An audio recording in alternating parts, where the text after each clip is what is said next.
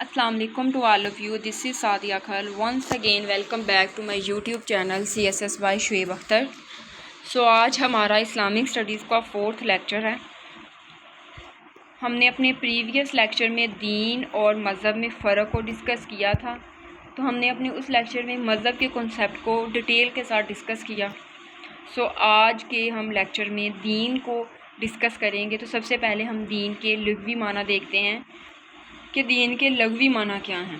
अरबी लुग़त में दीन के मानी फरमाबरदारी, हिसाब, कुदरत, मजबूरी, तदब्बर और मज़हब वग़ैरह के हैं, जबकि दीन के इस्तिलाही मानी मफ़हूम कुछ इस तरह से हैं कि मौलाना अबुल कलाम आज़ाद फरमाते हैं, सामी ज़बानों का एक पुराना मादा दान और दीन है जो बदला और मकाफ़ात के मानों में बोला जाता था।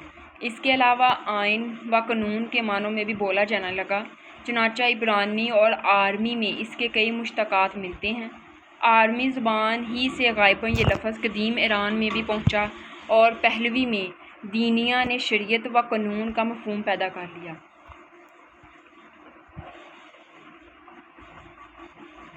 खोर दवस्ता में एक से ज़्यादा मौके पर यह लफ्ज़ इस्तेमाल हुआ और ज़रतश्तों की पुरानी अदबियात में अंशा व किताबत के आइन व कवायद को भी दीन दबरा के नाम से मरसूम किया गया। इसके अलावा ज़रदश्तों की एक मजहबी किताब का नाम दीन कारत है, जो ग़ालिबन 9वीं सदी में इराक़ के एक मोबद ने मरतब की। पस अरबी में अल दीन के मानी बदला और मकाफ़ात के हैं, हुआ अच्छाई का हो या हुआ बुराई का। इसके अलावा मोहम्मद मज़रुद्दीन सदीकी फरमाते हैं, दीन ज़िंदगी के हर कदम पर असरअंदाज होता है।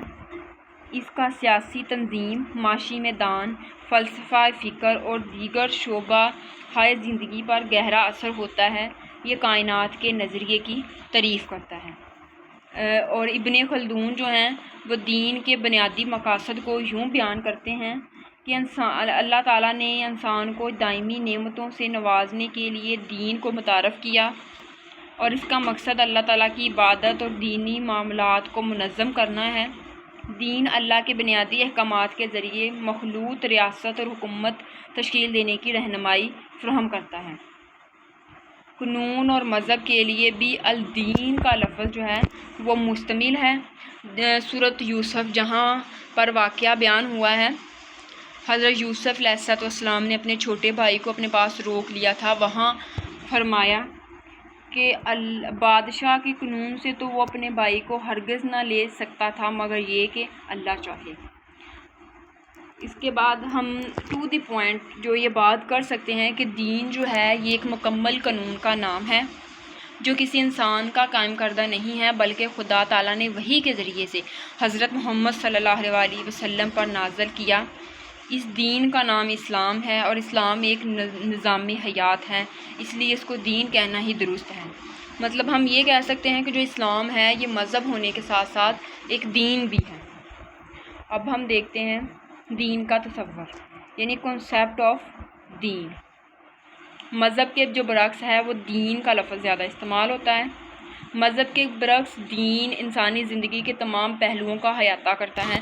अब हमने अपने प्रीवियस लेक्चर में जो देखा था वो ये था कि जो मज़हब है वो सिर्फ़ इंसान की इनफरादी ज़िंदगी को जो है वो कंट्रोल करता है, लेकिन जो दीन है वो ज़िंदगी के तमाम पहलुओं का अहाता करता है।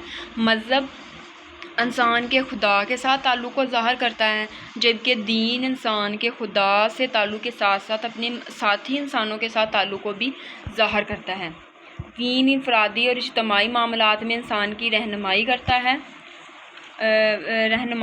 है और ये इंसानी ज़िंदगी के रूहानी और माबद तबियात ज़रूरत की तकमील के लिए कायद का निज़ाम और इबादत का तसव्वुर करता है। ये माशरे की फ़लाह के लिए समाजी, सियासी, माशी, कानूनी ज़ाब्ते और सकाफ़ती रसूमात मुहैया करता है। जबकि इस्लाम के लिए दीन की इस्तिलाह इस्तेमाल होती है तो वाज़िया तौर पर इसका मतलब निज़ाम हयात होता है और दीन पूरी ज़िंदगी का अहाता करता है। जैसा कि हम इस चार्ट में भी दे सकते हैं कि जो दीन है वो एक मुकम्मल निज़ाम हयात है, यानी कि ये हमारी इज्तिमाई ज़िंदगी के साथ साथ इनफरादी ज़िंदगी में भी मदद देता है اور جو مذہب ہے وہ صرف ہمارا انفرادی زندگی میں مدد دیتا ہے. مطلب مذہب میں جو ہے وہ عقیدہ آ جاتا ہے تو رسومات آ جاتی ہیں اور چند مذہبی روایات آ جاتی ہیں، جبکہ جو دین ہے یہ ہماری اجتماعی زندگی کا جو ہے وہ احاطہ کرتا ہے، دینی امور کا، سماجی نظام کا، معاشی کا، سیاسی نظام کا اور ذاتی قوانین کا. یہ تھا جی ہمارا آج کا ٹاپک. ملتے ہیں صبح نیو ٹاپک کے ساتھ، تب تک کے لیے اللہ حافظ.